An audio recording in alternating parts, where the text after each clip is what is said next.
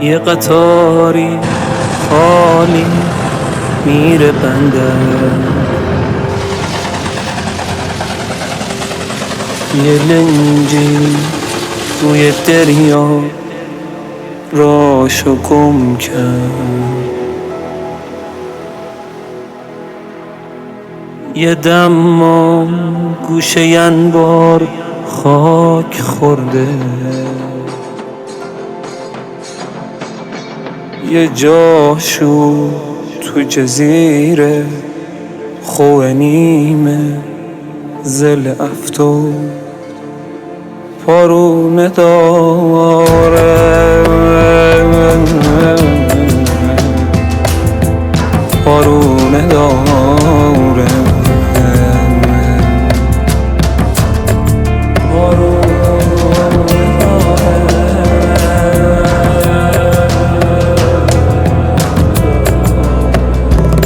سفر با یکی سفره در پیچ و تابی که از ارث وامانده زون مرغ دریایی خوشنوای جنوبی، برو سیب صبح وقت خنده بیفتم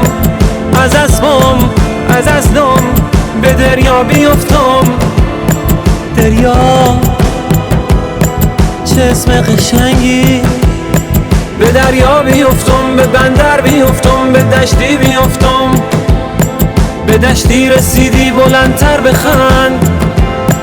بلندتر بخند، یاد خونه بیفتم